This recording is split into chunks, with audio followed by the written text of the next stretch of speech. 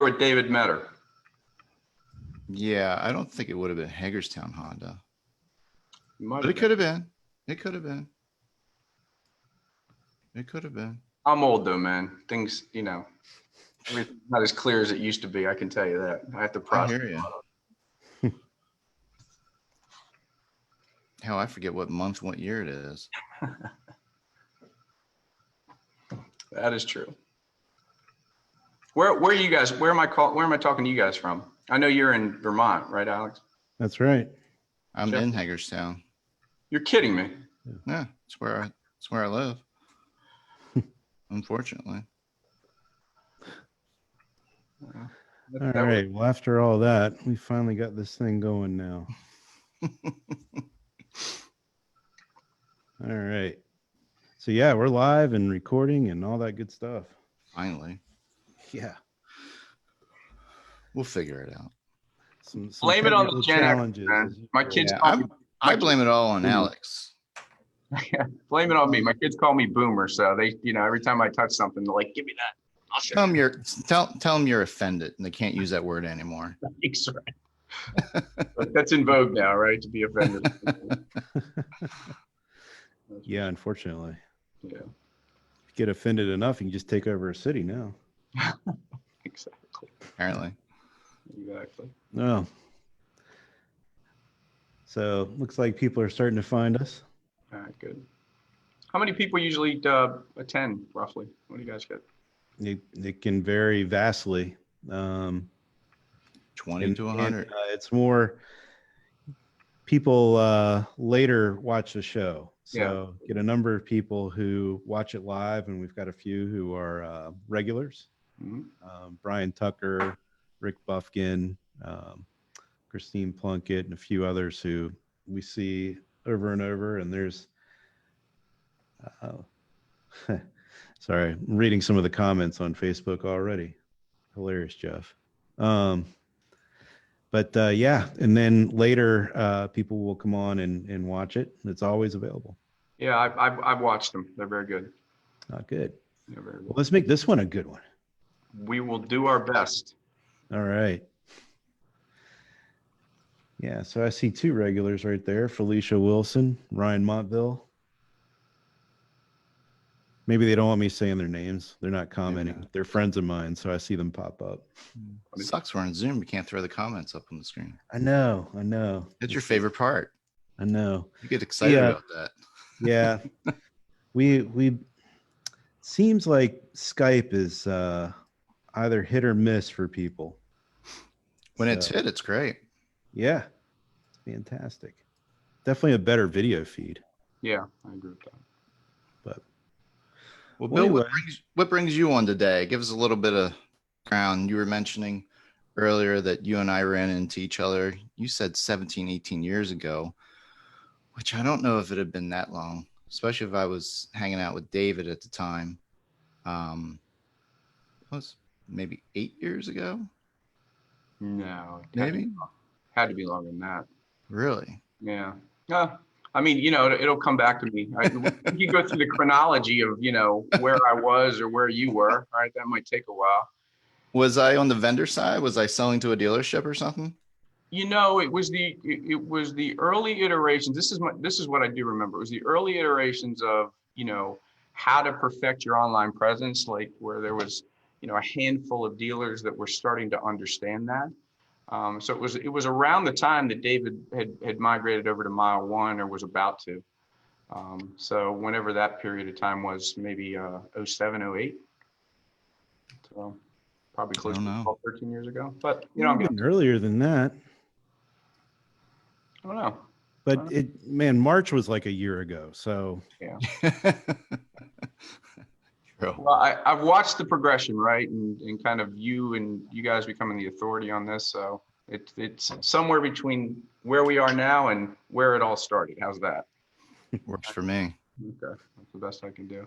Yeah. So Alex and I had a really nice conversation a few weeks back, and kind of what I'm doing with myself now, and we started to open up a little bit of discussion about some of the frustrations dealers might have in managing the vendor world, right? The plethora of calls and barrages of, contacts and reaching out, and how they try to filter through that to start to uncover some things that actually can help their business.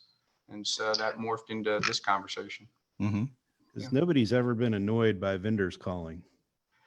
No. Well, it's interesting for me because I've lived on both sides of the fence, right? So I've been in the dealership world as a GSM or GM and had to take those calls when, and you're managing chaos most of the time, right? So it's never a good time to get a call. That's the interesting thing, right? Hey, it's Bill. Is it a good time? No, it's never a good time to get a call. So I've been through that.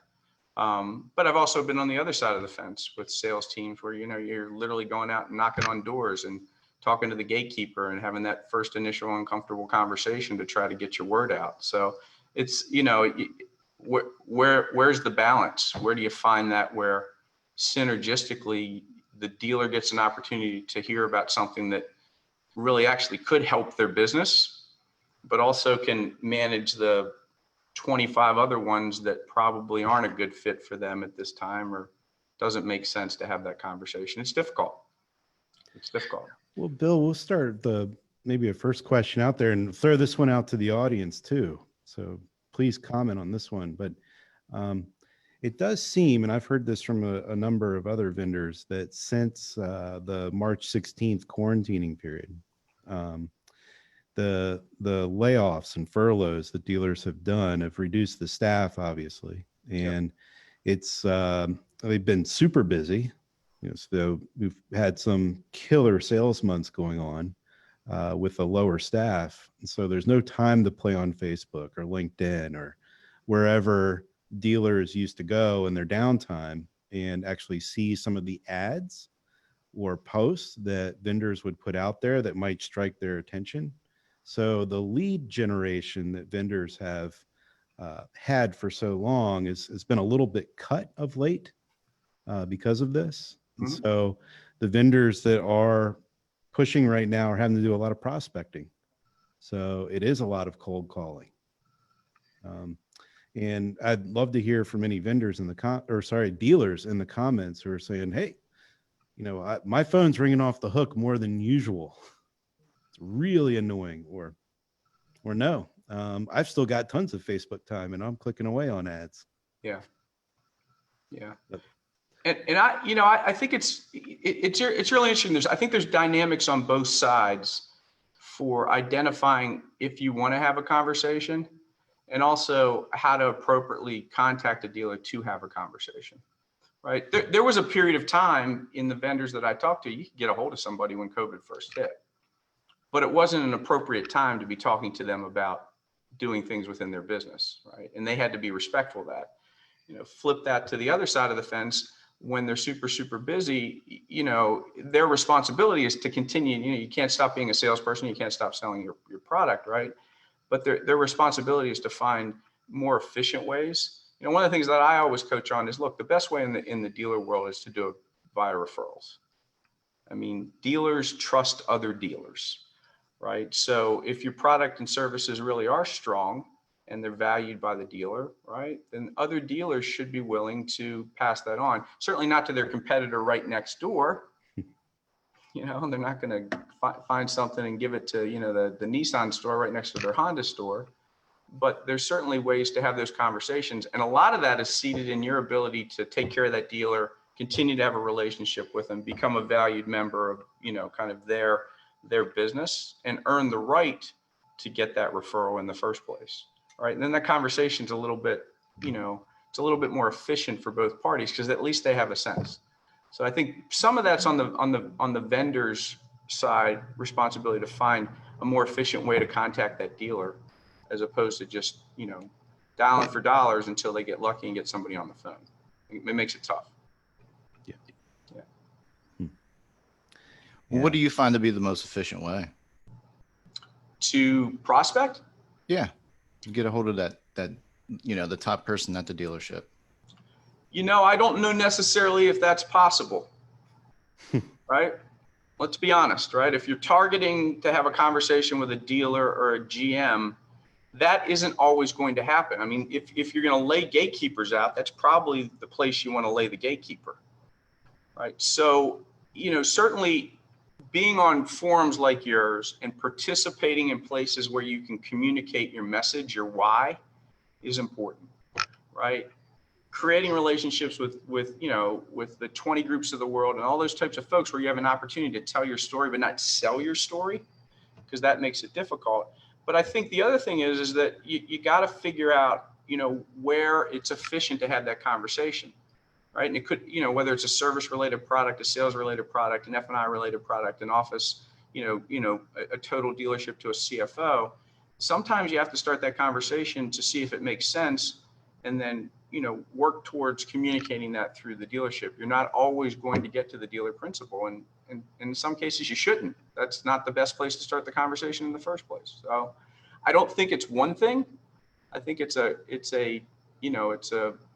laundry list. We call it a cookbook, but it's a cookbook of activities that are efficient and have the ability to get that message out there without, again, barraging somebody. Calling somebody 8 or 10 times is not going to get you a sale.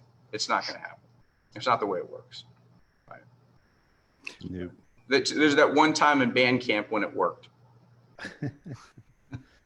True. So on the other side of the coin, as a dealer, it's you could almost say it's a responsibility for some positions in the dealership to keep an open mind and listen to a number of things that vendors are saying on a, call it a monthly basis, a weekly basis, might not be a daily basis, but at least, be open to hearing what a few have to say. And, what if I'm a dealer and I'm getting called all the time, and, when I was at Checkered Flag, it was definitely happening.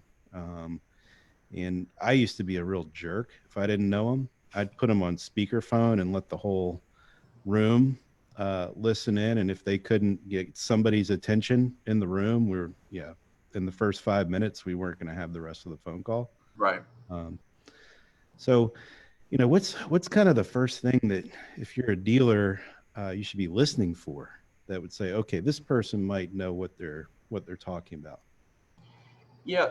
If you think about the normal rules of engagement to taking those calls, generally speaking, it starts at that gatekeeper level, and it's just a no off the bat, right? So their responsibility is to keep that pressure and that noise as muted as possible. And I don't know necessarily if that benefits the dealer, right? So, and you mentioned something. If you're going to purchase a product and bring it into your store and implement it and commit to it, it typically is a collaborative type of event. I've never had success where I go in and sell the dealer something and it doesn't get communicated to the rest of the staff, and then the implementation and the process gets adopted efficiently, right? There's obstacles to that.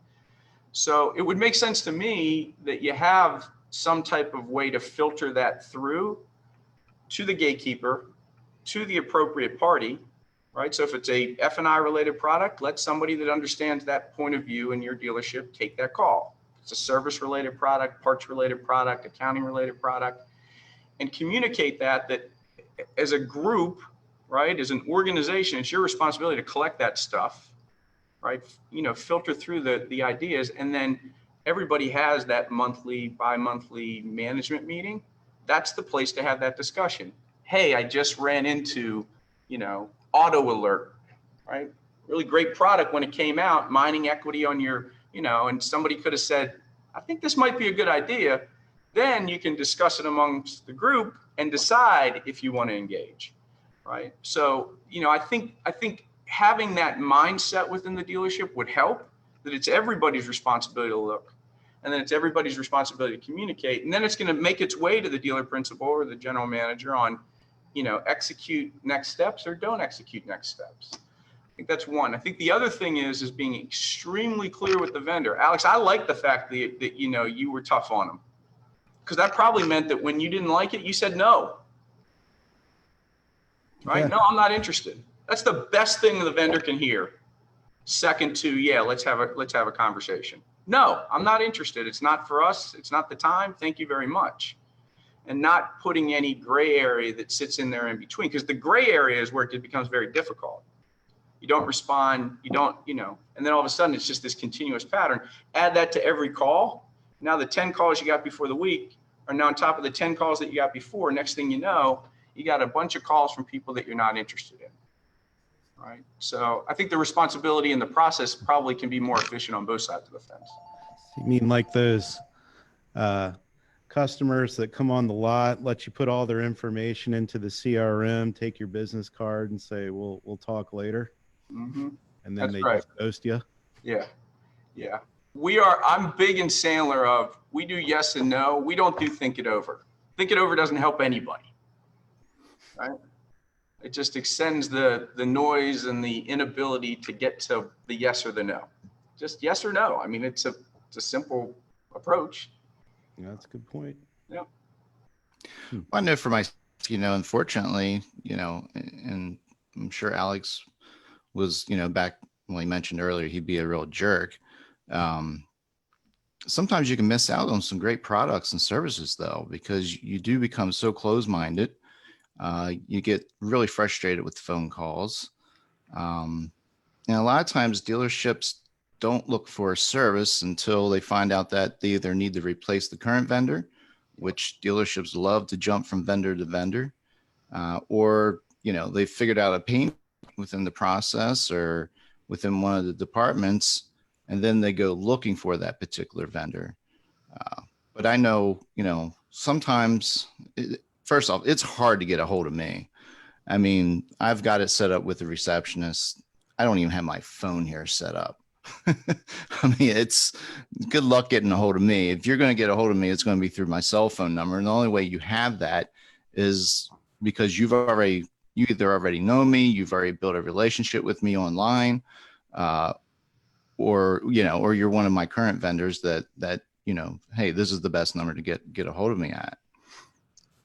But I have had a few times where I'll take sort of take a chance and check out a new product, go, shit, man, this is good. I like this, why didn't I check this out before? So I don't know. I don't know what the right answer is, but what was different about that call though, that prompted you to say, yeah, maybe, right? What was different in the approach from the vendor side that they took that, or was it just timing, right? That just happened to be that caught you at the right. It could be a combination timing, but a lot of times I think it's, they reached out to me online, whether, maybe through LinkedIn or more importantly through DealerRefresh. And they sort of took their time. Yep. They took their time, tried to build some type of, relationship with me. And then at, a particular time they would reach out. They're like, all right, you've earned that time. Yeah, I mean, look, the sales formula of today, and it works, says that you earn the right? It's a measured engagement process that allows, just like, when I'm gonna go purchase a car, I'm gonna spend an inordinate amount of time online doing my research, right? So you got to give them the availability to do the research. You do. But I think the other thing that's important is, and the sales process is oftentimes broken because it's just kind of a feature benefit tell, right? And you got, the engagement should be, and I suspect, but I could be wrong, that somewhere in that engagement, somebody helped you identify a problem they could help you solve. And so that raised a level of awareness that said, you know what, there's something there. Now, you're probably different than a lot of people that you're also doing the research, right? The dealers that really jump on the V-Autos of the world or the auto alerts, all these products that there was a window in time where you had this opportunity to really get that competitive edge. They're also the ones that are doing the research as well, right? So I think it's a combination of both. Vendors out there creating some relationship capital. They're speaking to the problems that they can solve, and they'll find the folks that are out there actively looking to say, you know what, I'm looking to improve this or solve this or become more profitable in this, or I'm not happy with the current person that I have. I've hit a wall there and I need to make a change. So I think it's an ecosystem that needs to be developed on both sides of the fence. Like the DealerRefresh crowd, I think the dealers that are participating there are definitely looking for the next cool thing to keep that edge that they might have.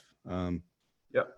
And you can tell, like if you've ever been a vendor at NADA, you know the ones that have done the research. Like they're coming in asking the questions, right? Tell me about this. How do you solve this problem, right? This is now a knowledge exchange, not a tell me more about this exchange. There've been a few vendors who really got a start, and I'm not trying to toot DealerRefresh's horn in any which way, shape, or form here, and it's real world examples, but I think of like Jerry Tebow, Phone Ninjas, and Brian Pash, and Yago. Why can I not remember Yago's last name? But these were three people who, when they were first launching their companies, they got heavily involved in DealerRefresh and were posting best practices things and joining the conversation and not pitching their product. That's right. Yeah. That's where they are today. Yeah. I mean, look, I learned firsthand. When I left retail, my first real foray was vAuto. That's where I learned the vendor space, and I had the opportunity to follow Dale around and kind of mentor me. And that approach was, let me educate, let me tell, let me give you my why. And if it makes sense to you, then we'll connect. That approach works, right? Because, I have a saying, right? People buy for their reasons, not mine. I can tell them all I want, but they're going to buy for their reasons. My responsibility is to give them the reasons that, my product or services could potentially help them, and then let them process that and engage. And you do that effectively, like the Brian Pashes the world, right? All of a sudden that prospecting piece isn't difficult for you. You got a pretty good inflowing, flow of folks coming in saying, hey, can I talk? Right. So again, the vendor has some responsibilities there, but I do think that doing the research, being involved in in platforms like yours is tremendously beneficial to the dealers out there. Well, we've got a number of comments and questions coming in. Take a minute to roll through these real quick. So yeah, Felicia, I wasn't a jerk to you because you were nice and you bought me lunch. So this is Felicia Wills. She was with Auto Trader then. Although we'll leave that alone. Then let's see, Braden Lisecki. Vendor here, truly believe our product makes the life of dealers much easier, but what's the right way to convey that to the dealers in an introduction? So we've touched on that a little bit. Bill, do you want to take that one on directly? Yeah. So vendors may not like to hear this. Dealers may not like to hear this, right? But if the first engagement, and I'm talking about we've expressed interest and we're willing to listen, starts with some level of a PowerPoint tell, you're in trouble. You've already, because when you take that approach, you're relying on two things. You're relying on your ability to diagnose what the dealer's problem is, and you may not know it. But you're also relying on the dealer to filter all that information through their brain efficiently as you're throwing stuff at them to self-identify, and something's going to be missed along the way. I can guarantee you. Something is going to be missed along the way, and that disconnect is going to come. So your first responsibility with a dealer is to be very clear with, how you want to go about this process, that you want to understand them, ask some questions. And I'm telling you, it's more of a disqualification process than a qualification process. If you go in there with the mindset, does this person really need my product and services? Can I help them? And you take that approach, all of a sudden you're going to figure it out, yes or no. And not everybody does. That's why not everybody closes, because some people don't need your product. They don't. But if they do, and you work together to identify if that's the case, and then you get to how it works. All right, because the how it works part is secondary to what problem it solves. Let's be honest. I could open up vAuto to anybody and go, look at this. You can change your price. You can do this thing. But I don't know if that necessarily is something that they need to solve that problem for. I don't know. Maybe they're turning their inventory 15 times and their grosses are huge and they know how to stock cars and they're just killing it. What do they need me for? They don't. right? So I think that mindset is different, and you'll figure out that it's much more efficient for both the vendor and the dealer, right, in practice. It's funny you mentioned the ruling out part, because the next comment comes from Ryan Montville. He's basically, yeah, when somebody's calling him, he's looking up examples of things from other vendors and just basically looking for the, here's why Facebook is important spiel from somebody else to throw a bag out. Yeah. And then George Ninny, he says he likes Steve Stauning's idea of a 1, 2, 4 times per year invite reps to a vendor day. They'll be better prepared with their smartest tech reps and sharp pencils, and instead of bringing in the junior personnel and that kind of thing. So Yeah, that's a really good idea. Yep. Yeah, that works great for larger and even sort of your mid-sized groups. Always have a vendor day, maybe a vendor week. It's when you get all the vendors coming in. You've got your current vendors. And if you're looking for some type of solution, you invite 3 or 4 vendors out there that offer that solution. And that way, they have some valuable time to sit down with the GM, sit down with the sales managers, service manager, whatever. Yeah, we did something like that at Mile One. That was, it was always effective to do it that way. Yeah, the cattle call. Yeah. That's what we used to call it at dealer.com. But what I always find frustrating is whenever you're looking for a particular service, maybe you narrow it down to 3 or 4, you find them online and you're on their website and there's just no questions are being answered. They'll throw out sort of the feature benefits here and there. But I know it's like I've typically got a list of pretty technical questions. Can it do this? And if so, how's it sync with this? And, is it going to work with these 2 other vendor services that I have? And it's so hard to get those answers online. And a lot of times I just want the answers to those questions first. I don't want a sales pitch right away. I just answer my questions first. And if you can answer them quickly or, answer them with some expertise behind them and know what you're talking about, then you've got a much better chance of getting your foot in the door. How often does that happen for you with a vendor? Is that the exception or the rule? It's probably the rule. No, I mean that it actually happens, that they can answer those questions efficiently, right? And get you through that process to this makes sense, right? This makes sense for the next conversation. No, a lot of them will hurry up and go down the sales route. Yeah. That's what I would suspect. Yeah. And then that's usually back to that that's usually why I strike them off the list. Absolutely. Absolutely. Fair or not, but yeah, selling, it's colloquial, but selling is not telling. It just doesn't work that way. Right. Especially now. I mean, and I don't care what product or service you're buying now, you're going to do the research. I don't run into very many people that don't do at least some level of research. Maybe it's not to the level of understanding integrations and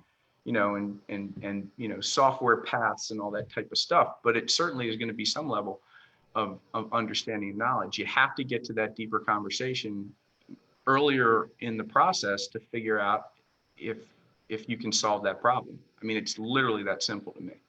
Well, and I know for me, a lot of times, like, I don't even want to the salesperson. Give me the tech guy.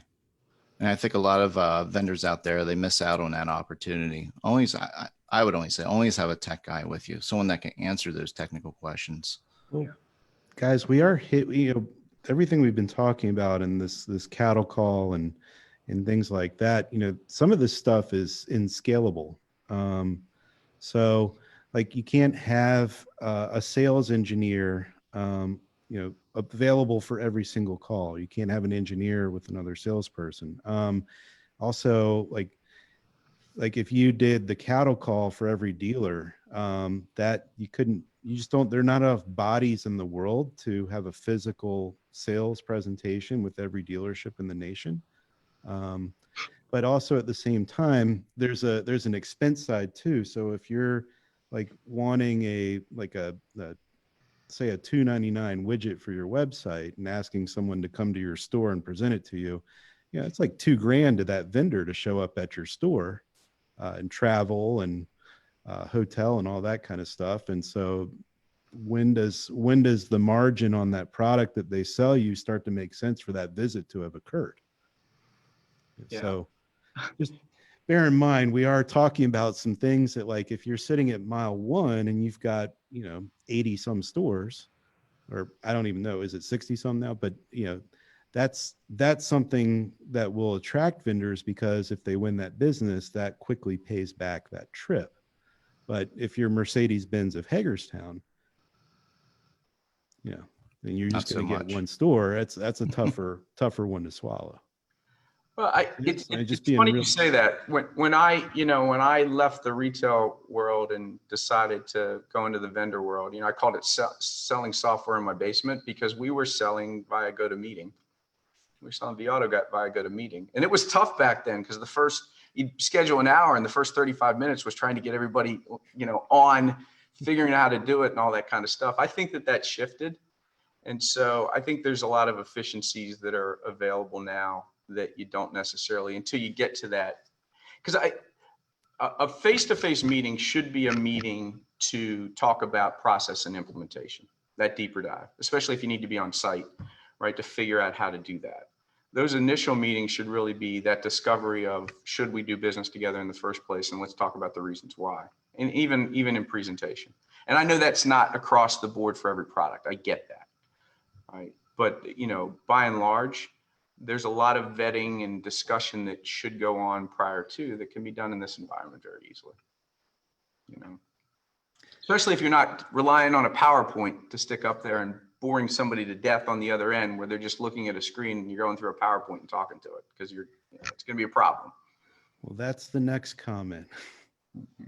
So, what about PowerPoints? If you're on a GoToMeeting or a Zoom or Skype or whatever it is the vendor is using, and they are just presenting from a deck the whole time, and it's just a pitch deck, what's your feeling on that one, Bill? I think that's a necessary part of most processes, as you dig down deeper into the execution or the what. Right. So whether it's a live demo or screenshots or whatever that can give somebody, and everybody learns differently, right? The audio, visual, kinesthetic thing, right? So everybody needs a little bit different kind of input to figure that out. But if it starts that way and you're relying on that deck to tell the story, you're probably missing out on what story you need to tell. Because, think about the last 2 or 3 products that you bought. You didn't buy them for all 10 reasons or all 10 things they did, right? You did them. There was things about them specifically that were important to you that spoke to the larger piece of the puzzle, right? So jumping into this, and this is not going to be an efficient way to do it. Now, when you move past that and we're talking about, okay, this is how we're going to act, then it becomes more important. So I don't think it's an elimination thing. I think it's a timing and delivery thing that you need to think about. Yeah. Next one here. Chris Shaughnessy says Kirshner has on a polo instead of a sport coat. It's like Batman wearing shorts and a tank top to fight crime. Hagerstown finally got hot. Yeah, it did. Yeah. So let's see. Braden got a pretty good response here. So and he thanked you for your answer to his last question, Bill. Sure. But he said having to travel for low margin product may be an opportunity to ask for referrals to justify the trip to a certain area. Rule of thumb in sales: when's the right time to ask for referral? Every time. Every time, right? If Jeff decides not to do business with me, but he sees value in what I do, it's just not the right time for him. Why not ask him if there's somebody that he thinks that, I could help, right? And a referral conversation is not an inappropriate conversation. People can always say, nope, not interested. Right? So. How about some of those vendors that will hire a call center and just start pounding the phone? I think it was like maybe a year ago. I can't remember what vendor it was. It might pop into my head, but I mean, we would get phone calls. We get 2 or 3 phone calls a day from the same vendor. I was just like, I can't imagine ever signing up for a service that would, hire some type of outsourced call center just to make thousands of phone calls a day. So there's a difference between call center and SDR, right? There's a difference. Okay. An SDR is somebody that should have the ability to have a conversation with you about their products and services, right?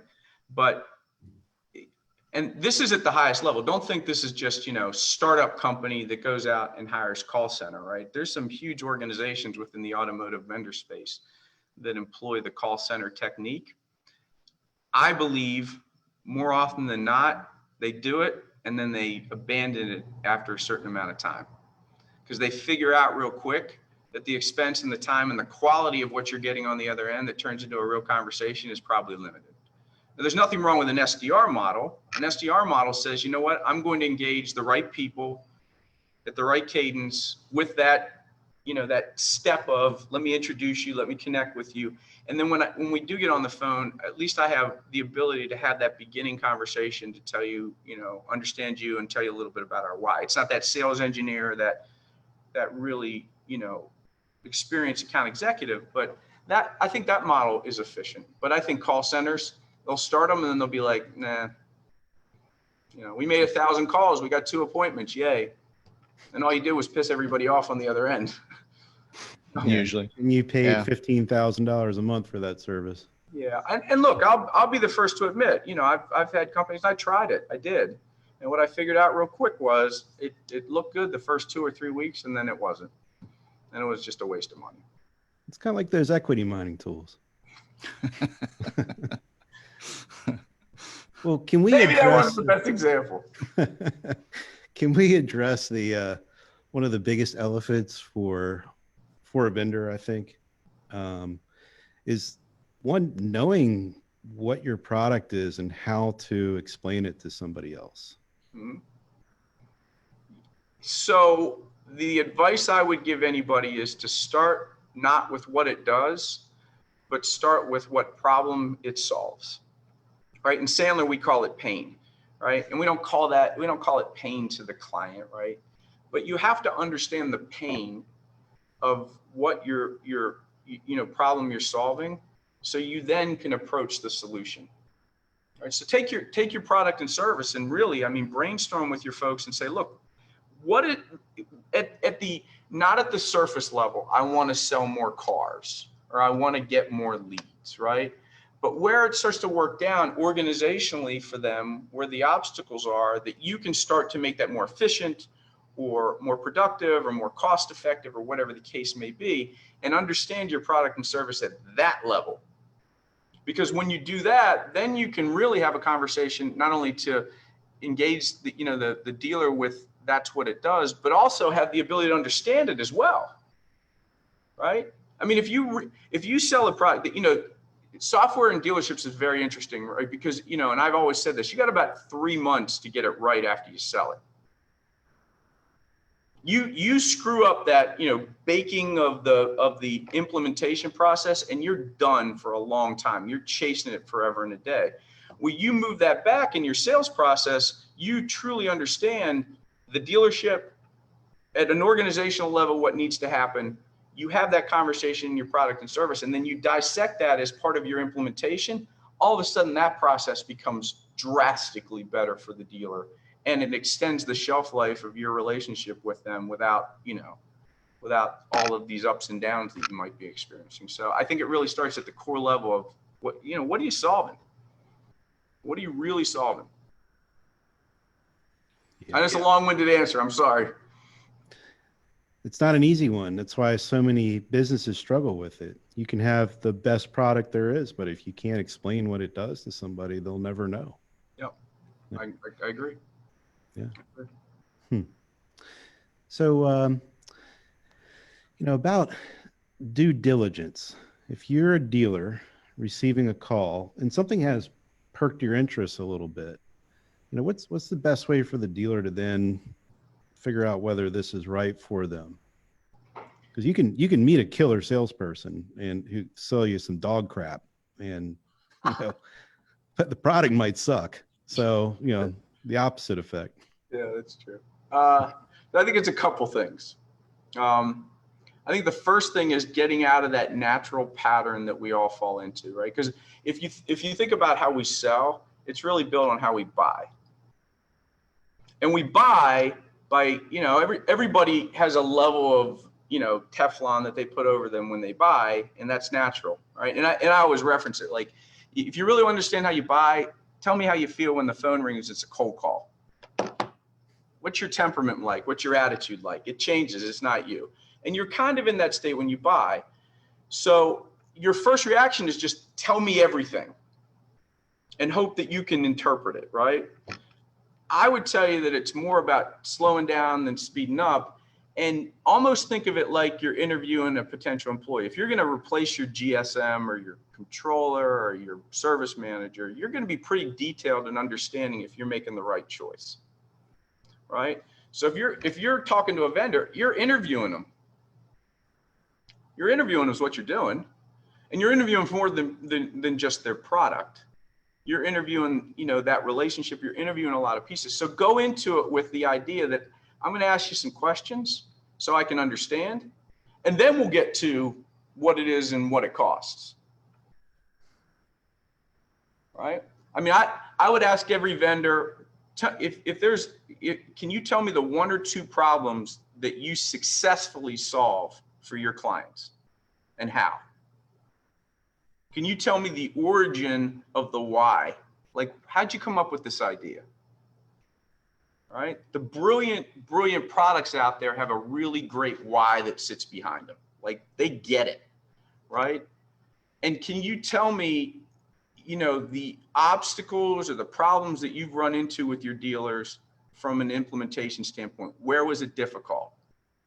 You ask them questions like that, you'll get a much better understanding of who they are. And they need to have the ability to answer that question. Yeah. Yep. So another question. Asking for references from vendors. Is that in the references that you get back? I've been on both sides where you call the reference and it's the dealer's as honest as can be and tells you, hey, this is what I don't like about it, this is what I do like, or I'm canceling this thing next week. I don't know why I'm still on their list. But I'd wonder about the vendor that gave that reference. Yeah. But then you have the other side where it feels like, the person you're talking to, that dealer, like, was just taken to the Super Bowl and, they're getting ready to have a trip to Europe or something next, and they're going to say anything and everything. And doesn't sound like they use the tool at all. So. Yeah, I mean, references are always, they're always funny, because that if the smart vendor on the other side is only going to give you the good folks. Let's be honest with that, right? If they're doing what they're supposed to do. And the other side is sometimes it's kind of a veil to just, I've had the experience a lot of times people ask me for references, I give them and they never call. Right? So that's that part. I think it's important, if you're going to ask for a reference, don't ask for a reference necessarily from the decision maker. Ask for a reference from the person that's using it. Like, if you're buying a new F&I product, call that dealership and then ask for the person that actually uses it, because they'll tell you the scoop, right? They're in the trenches every day with it, and I guarantee that they'll tell you all the good things and all the bad things about it, because and there's no product out there that's perfect, and I think that'll give you a real reference point.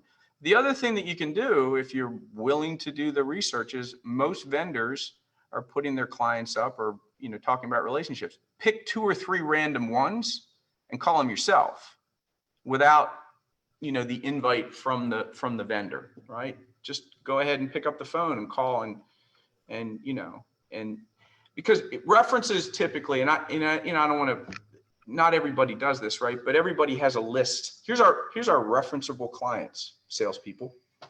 Tell them to call these 5 people, right? It's a game plan. And that game plan doesn't necessarily benefit the dealer. I don't think the vendor either, right? Because you're not telling them clearly what the expectation should be on both sides of the fence. Whatever happened to vendor reviews? There was some type of forum or website out there that would go out there and collect vendor reviews. I think it was Driving Sales, actually. Is that still active? Well, what happened to Driving Sales? Good question. I would still think that their vendor reviews would be, something that they would still solicit. Yeah, that's a good question. I don't know the answer to that one. Yeah, always wonder how much value. I would hear rumbles across different vendors, saying that, there's only a handful of vendors that push that.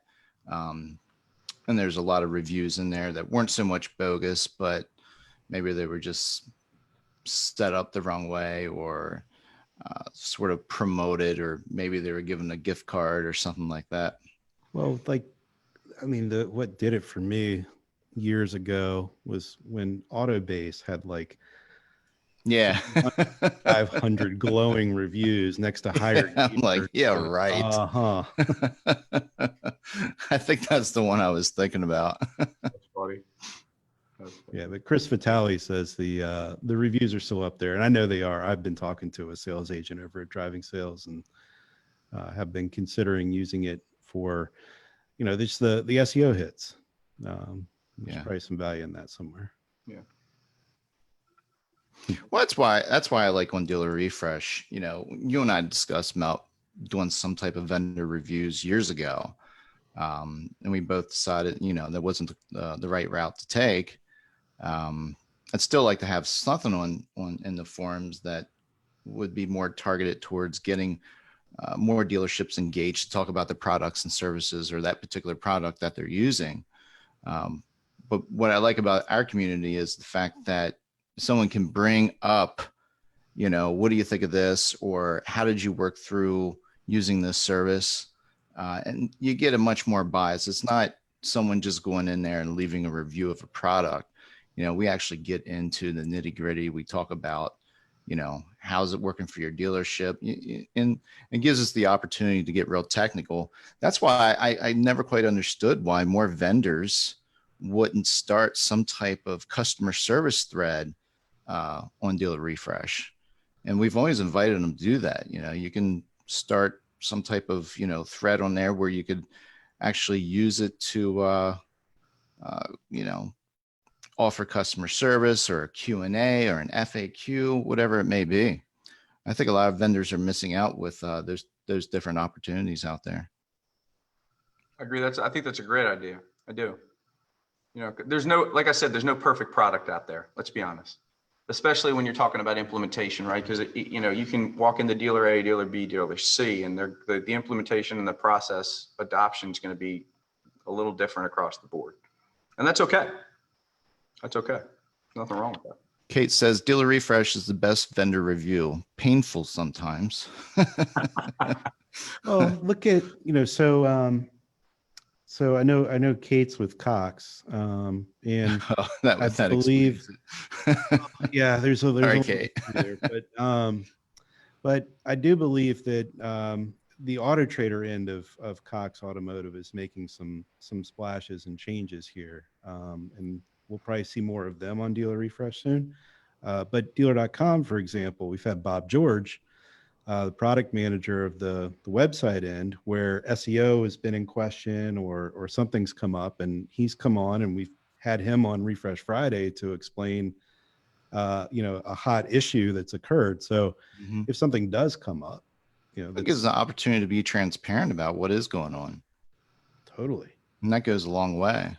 Unlike, we've also seen some vendors that sort of got caught doing a few things, and their PR, I guess their way of dealing with the issue was the absolute most wrong way. And I've actually seen seen a few companies back in the day that would sell, or consultants that would either sell some type of reputation management piece or would consult on reputation management. And they didn't even know how to handle it themselves. Yeah. Yeah. That's pretty scary. Yeah, I was going to name names, but I decided not to. Well, we'll, you know, I think if there's one, I just want the, it occurred to me real quick as we were talking about this, that there is somebody who deserves a shout out for being the all-time like thread cooler. That's got to be Joe Chura, the CEO of Dealer Inspire, and for years, ever since Joe does a great job. Yeah, he's another one that got started early on DealerRefresh. Geez, look where he is now. Yeah. Well, and back in the day, and Alex Vetter would still jump in from time to time as well. Yeah. I mean, it's nothing like having the CEO or you know, owner of a company that is willing to jump in, you know, into the, you know, jump into DealerRefresh forums or any of the forums out there and actually participate in the conversation. Man, that goes a long way. There's nothing more powerful than thought leadership. Yeah. No. And I mean, on DealerRefresh, I mean, we offer within some of our advertising for the sponsors to actually have their own form. I mean, they get their own dedicated form there, again, to use for Q&A, FAQ, PR releases, whatever it may be. But finding beta dealers. Yeah, but it's astounding how many do not take advantage of it. Just straight up. Why do you think that is? Why I have. The model hasn't been proven out, I guess, if give them the benefit of the doubt. Like somebody hasn't gone in there and done it well yet. So there isn't an example for people to follow. Well, I think we've got Dealer Authority's always done a really good job. That's true. And they've always given us some great feedback in receiving leads. You know, how did the dealership find out about them? It was because of their participation in the forums. I find that ironic in our conversation, right? Because you said that the way that you vet out a vendor is you want touch points, you want availability to understand who they are, right? And then we go to, I'm going to spend a bunch of money in a call center, right, to try to get leads. It's a little counterintuitive. It's sort of like here's an area where you could do that step, which works today. I mean, you know, that those incremental places where you can be introduced, whether it's DealerRefresh, LinkedIn, you know, whatever that path is, you would think you'd work hard in your sales efforts to perfect that path and not go out and spend a bunch of money, right, to make a gazillion phone calls. It doesn't pencil in my mind at all, right? So well, no, I don't know. Maybe it's just we've never done it that way, so why try it? I don't know. I don't know. It's frustrating. Well, speaking of representing oneself, so Bill, you've had Sandler training up behind you this whole time, and as we're coming down to the 2:00 minute here, you know, what you guys do sales training for? Yeah. So the history for me was I led the V Auto team, and then I transitioned and went to a company called KPA, which we sold back in 2018 to Providence Equity. And during that period of time, I took the plunge. I was not a big fan of sales training. I always felt sales training was kind of a little bit of a waste of money, right? Day or two event, get a couple ideas, no implementation, right? Pretty. Sandler was different for me. So I got all in with Sandler and helped to grow my team. And we did it successfully, and we did some of the things that we talked about today. So when the KPA journey ended, I started looking into doing this for myself. I had some practical experience with my team, and it just made sense. And what I started to figure out, because I'm not, as I said, I'm kind of industry agnostic. I train folks, outside of just retail automotive, but it feels to me like that, the challenges in the dealer and vendor space sometimes can be, difficult. And there's, my ability to help through that process. I think that there's folks out there I could help. So it's a piece of my business. I work specifically with vendors that work with dealers to help them improve their sales process, and improve the experience for the dealer, improve their retention, all that kind of good stuff. So that's what I do, and I love it. You know, it's a lifetime of this space. You know, There's plenty of vendors out there that need some help. maybe they can make that decision on their own. They do. No, I wouldn't tell them they do. That's on them. You got to identify your own pain. Well, thank you for your time today, Bill. It's been. And I truly appreciate the opportunity. I really enjoyed speaking with you guys. Thank you so much. Same here. Yeah. Yeah. So next week is July 4th, July 3rd, actually, but let's go celebrate it. Hot dogs, hamburgers, fireworks, and social distancing. And social distancing. There you go. All right. All right, man. We'll see you next week. Actually, we'll see them the week after. That's right. Have a happy 4th, everyone. All right. See you guys.